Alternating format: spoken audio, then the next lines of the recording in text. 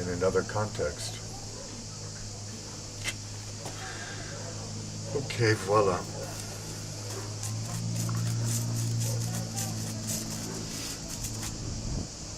Oh.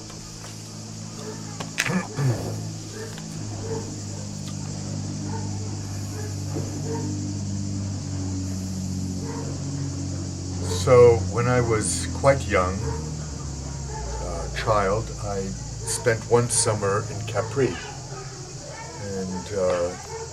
I ran around, I met a lot of people, and in the morning I would go down to the sea and listen to the waves hitting the shore, and it was very peaceful, it was lovely.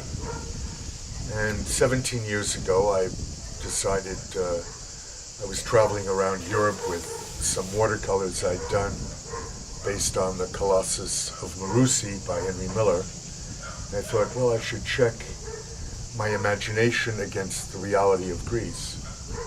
So by chance I came to Hydra, and it was like revisiting my youth, revisiting Capri.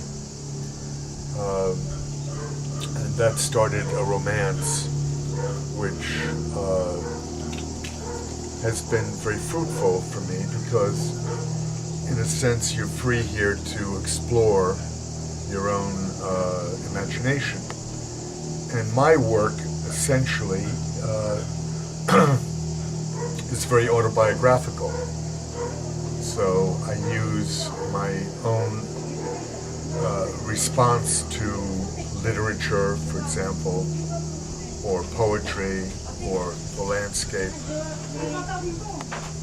And in a way, so, you know, working with watercolors, with acrylics, with oil, I revisit my feelings about specific things that people or artworks that have impressed me. For example, I spent one winter doing a series of paintings based on the films of Fellini, which I especially enjoyed because growing up in Rome, as I did, and then moving back to Los Angeles, where I was born, the films of Fellini kept my Italy alive. And so I had sort of the inside track in terms of what I saw.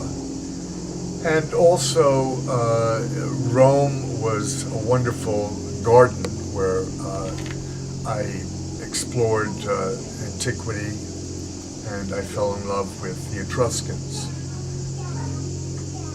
So I enjoyed exploring, I would say, the world of antiquity, and I thought it was quite amazing that 3,000 years ago somebody was actually walking down this cobbled street in the Forum and studying history in the place where it was made was a fascination. And also in Rome, I think I discovered very specific cinematic artists like Jacques Tati, for example.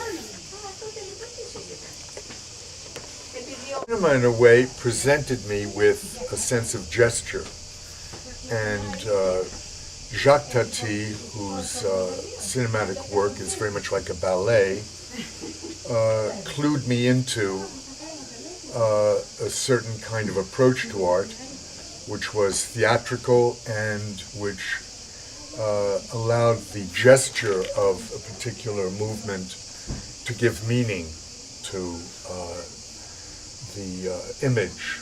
And so these early influences permeated my interest, which then I saw as I became more acquainted with art, how that was translated by Degas, how that was translated by Lautrec, by Calder, by Giacometti, by Arp, by Henry Moore, etc., etc. And Also in Rome, I discovered by chance Pablo Picasso. So I began a study of Picasso when I was about 13.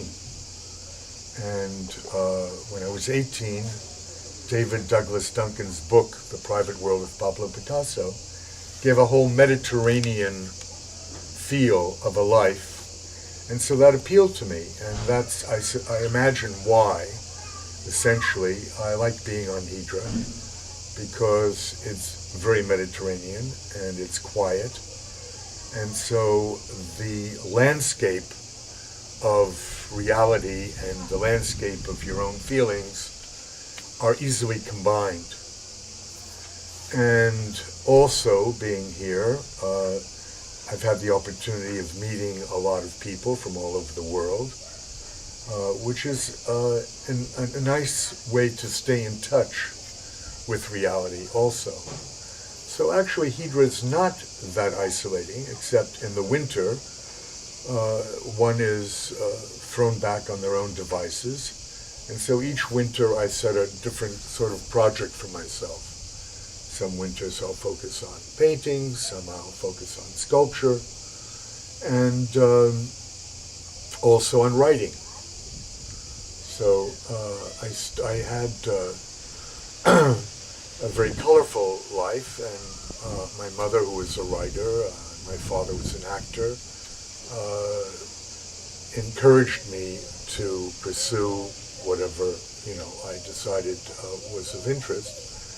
And about, I suppose, 20 years ago, I started to write a book about how my first 25 years of trying to find my own voice in art, what influences, what nuances, what minutiae affected me. And among my friends from university was Jim Morrison, who, when I knew him, it was before he was involved with the Doors, and was studying film at UCLA. So as I knew Jim as a young filmmaker and as a young poet, so we had a lot to talk about. We had a lot in common. And also, it was a very difficult period because we were involved in the Vietnam War, and that affected our attitudes towards the general landscape of our lives, so to speak. And it was very upsetting, of course, to us, and also, I think, a bit frightening. Because it was basically unexplained why we were there, what was going on. And like all wars, it's a terrorizing reality, whether you're actually fighting the war or you're watching the war, you're still involved on some level. So naturally all the poetry and art and cinema that were fascinating to us dealt in some way or other with the choices people can make to live, to coexist in a world that's peaceful.